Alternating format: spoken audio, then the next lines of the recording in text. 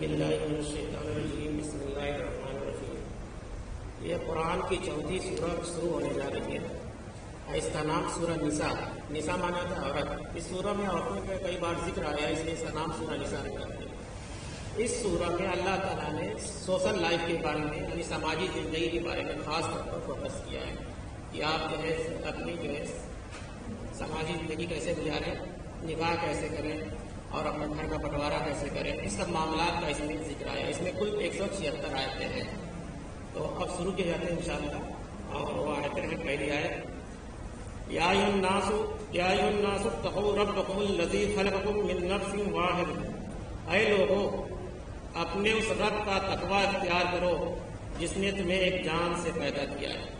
یہاں پر عام لوگوں کے خطاب، یا ایھا الناس یعنی سارے انسان، ایمان والوں کے لیے خاص طور سے نہیں، جو بھی انسان ہے معاشرے میں سارے لوگوں کے لیے خطاب ہے کہ اے لوگوں اپنے اس رب کا تقوی اختیار کرو جس نے تمہیں ایک جان سے پیدا کیا، یعنی آدم علیہ السلام اور حوا علیہ السلام سے ہم سب کو، سارے انسانوں کو اللہ نے پیدا کیا۔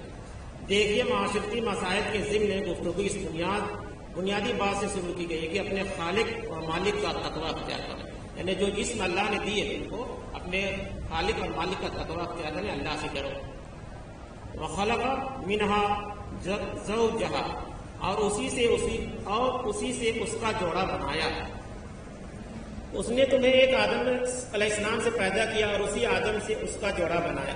بلکہ نفس واحد، ایک جان کا لفظ ہے، گویا اس سے یہ بھی مراد ہو سکتی ہے کہ عین آدم علیہ السلام سے ان کا جوڑا بنایا گیا، جیسا کہ بعض روایت سے بھی اشارہ ملتا ہے کہ یہ بھی مراد ہو سکتی ہے کہ آدم کی نوح سے ان کا جوڑا بنایا گیا، جیسا کہ بعض مفسرین کا خیال ہے کہ اس لیے کہ نوح ایک جنس ہے، دو ہے، انسان ہیومن بینگ اور اسپیسیز ہے، لیکن اس کے اندر ہی جو جنسی تفریق ہے ہوتی ہے اس کے حوالے سے اس کا جوڑا بنایا گیا۔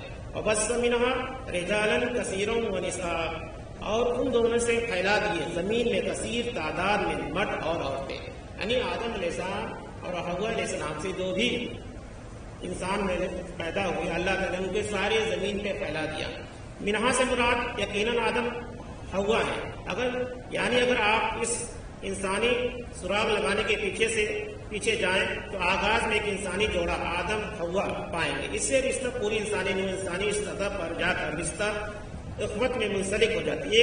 ایک تو سگے بھائی بہن ہے، دادا دادی کا حلقہ بن جاتا ہے، اور اس سے اوپر پردادا پردادی جا کر ایک وسیع حلقہ بن جاتا ہے۔ اس طرح چلتے جائیے تو معلوم ہوگا کہ پورا انسانی بالآخر ایک جوڑے آدم علیہ السلام کی اولاد ہے۔ جو بھی انسان ہے دنیا میں، چاہے کرسچن یہودی ہیں، ہندو ہوں، سکھ ہوں، جین ہوں، پارسی ہوں، سب کو اللہ نے آدم ایک حوا سے پیدا کیا، اور سب نے کہا تھا اللہ کے سامنے کہ ہے تو ہی میرا رب ہے، اور زمین پہ آ کے جو لوگوں نے اللہ کو بلا دیا۔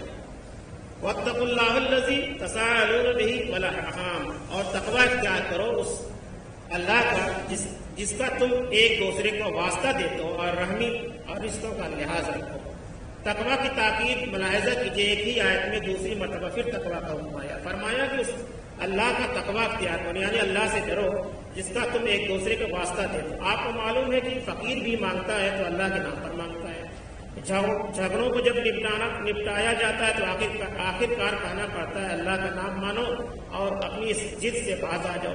تو جہاں آخری اپیل اللہ ہی کے حوالے سے کرنی ہے، تو اگر اس کا تقوی اختیار کرو تو یہ جھگڑے ہوں گے ہی نہیں، اور اس نے اس معاشرے کے مختلف طبقات کے حقوق معین کر دیے ہیں، مثلا مرد اور عورت کے حقوق، رب المال اور عامل کے حقوق، فرد اور اجتماعیت کے حقوق وغیرہ۔ اللہ کے احکام کی پیروی کی جائے اور اس کے عائد کردہ حقوق کی فرائض کی پابندی کی جائے تو جھگڑا نہیں ہوگا۔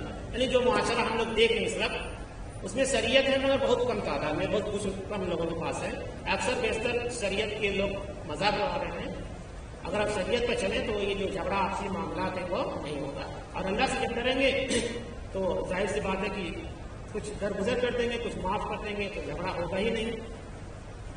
مزید فرمائے کہ رحمی رشتوں کا لحاظ رکھو، جیسا کہ ابھی بتایا گیا کہ رحمی رشتوں کا اولین دائرہ بہن بھائی جو اپنے والدین کی اولاد ہیں، پھر دادا دادی پر جا کر ایک بڑی تعداد پر مشتمل دوسرا دائرہ وجود میں آتا ہے۔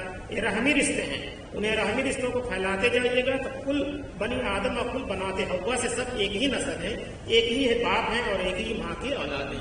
جب یہ دل میں خیال رہے گا کہ یہ بھی میرا بھائی ہے، یہ بھی میری بہن ہے، سب کا جو اللہ نے دائرہ، سب کا اللہ نے حق دیا ہے، بہن کو بھی حق دیا ہے، ماں کا بھی حق ہے، بیوی کا بھی حق ہے، سب کا حق اللہ نے بانٹ دیا. اس سورہ میں آئے گا دھیرے دھیرے کر کے سب اپنے حق پہ رہیں تو انشاءاللہ کوئی جھگڑا ہی نہیں ہوگا. ان اللہ کان علیکم رقیبا، یقیناً اللہ تم پر نگران ہے.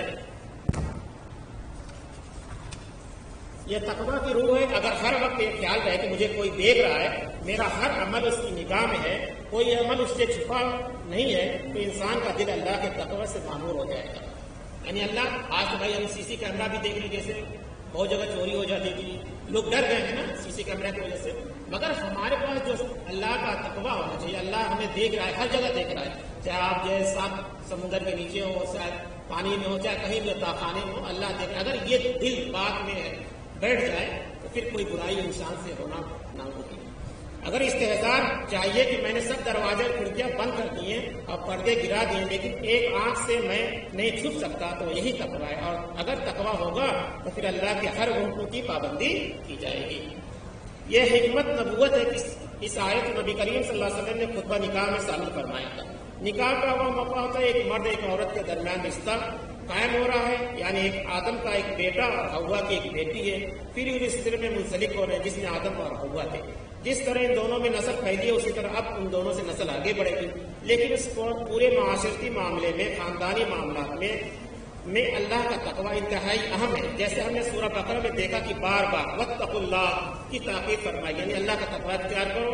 اگر تقویٰ نہیں ہوگا تو پھر خالی قانون پر مؤثر نہیں ہوگا. قانون تو تختہ مشق بھی بنایا جا سکتا ہے. بظاہر قانون کا تقاضا پورا ہو رہا ہے، لیکن اس کی روح بالکل ختم ہو کر رہ جائے. سورہ بقرہ میں اسی طرح سے عمل کے بارے میں قانون کا تقاضا فرمایا گیا، وَلَا تَتَّخِذُوا آیَاتِ اللَّهِ هُزُوًا، اور اللہ کی آیت کا مذاق نہ بنا لو. اللہ کی آیت کا مذاق ہم کیسے بناتے ہیں؟ جو اللہ کا حکم ہے اس پہ نہیں چلتے ہیں، اس کو ہوا میں اڑائے، اس کان سے سنتے ہیں اس کان سے نکال دیتے ہیں. تو اللہ کا قانون کا مذاق ہے. جیسے اللہ کو حکم روزہ رکھے، کچھ لوگ روزہ نہیں کرتے، تو مذاق ہے، مذاق اڑا رہے ہیں کہ کوئی فکر نہیں ہے اللہ کا کہ ہم کو کیا کرنا چاہیے کیا نہیں کرنا چاہیے. تو وہیں پہ آیت ہے کہ اللہ کی آیت کو مذاق نہ بنانا. وآتوا الیتامی اموالہم، اور یتیموں کے مال ان کے حوالے کر دو. اب دوسری جو پوائنٹ ہے معاشرے میں یتیم کا عرب میں، اور جب حضور صلی اللہ علیہ وسلم کی بعثت ہوئی، آپ جب نبوت کا اعلان کیے، تو یتیموں کا جو بہت سا غلط سلوک کیا جاتا تھا. تو وہاں پہ یہ آیت آتی ہے اور یتیموں کے مال ان کے حوالے کر دو. معاشرے کے دبے ہوئے طبقات میں سے یتیم ایک اہم طبقہ ہے. دور جاہلیت میں ان کے کوئی حقوق نہیں تھے اور ان کے مال ہڑپ کر لیے جاتے تھے. وہ بہت کمزور تھے. بدلوا الخبیث بالطیب، اور اپنے برے مال کو ان کے اچھے مال سے نہ بدلو. ایسا ہرگز نہ ہو کہ یتیموں کے مال میں سے اچھا لے لو اور اپنا ردیف مال اس میں شامل کر دیا. ایک ایسے بات ہے جیسے مان لے کہ کوئی انسان ہے، کسی یتیم کا وہ جو نگراں ہے، ذمہ دار ہے، اس کو 1 نمبر کی زمین ہے، اس کو اپنا بدیل دیا، دوسرے دے دیا. تو یہی کہا جاتا ہے کہ اس کے اپنا ردی مال اس سے بدل مت لو. یعنی یتیم کا جو مال ہے اس کی تم رکھوالی کرو. وَلَا تَأْكُلُوا أَمْوَالَهُمْ إِلَىٰ أَمْوَالِكُمْ، اور ان کے مال اپنے مالوں میں شامل کر کے ہڑپ نہ کرو. إِنَّهُ كَانَ حُوبًا كَبِيرًا، یقیناً یہ بہت بڑا گناہ ہے. یتیموں کے بعض سرپرست جو تقویٰ اور خوف خدا سے کہیں دامن ہوتے ہیں، اول تو ان کا مال ہڑپ کر جاتے ہیں، اور اگر ایسا بھی نہیں کرے تو ان کا اچھا مال خرد کر کے اپنا ردی مال اور بیکار مال اس میں شامل کر دیتے ہیں. اس طرح تعداد پوری کر دیتے ہیں. پھر ایسا بھی ہوتا ہے کہ ان کے مال کو اپنے مال کے ساتھ ملا لیتے ہیں تاکہ اسے بآسانی ہڑپ کر سکیں. ان سب کو ایسے ہتھ کنڈوں سے روک دیا گیا ہے. یعنی جو بھی کوئی یتیم کی پرورش کرے، اس کا جو مال ہے اس کی حفاظت کرے. یا نہ ہو کہ اس کے مال کو ہڑپ لے لے، اس کا اچھا مال ہے اس کے رتی مال سے بدل لے. اور ذمہ دار کون ہوتا ہے؟ چچا ہوتا ہے، خاندان کے لوگ ہوتے ہیں، رشتے دار ہوتے ہیں، محلے کے لوگ ہوتے ہیں، پڑوسی ہوتے ہیں، یہی لوگ ہوتے ہیں. تو خاص طور سے یتیموں کے مال کے بارے میں یہاں پہ ذکر ہے. اللہ تعالیٰ سے دعا ہے کہ ہم لوگ اس آیت کو عمل کرنے کی توفیق عطا فرمائے. آمین ثم آمین.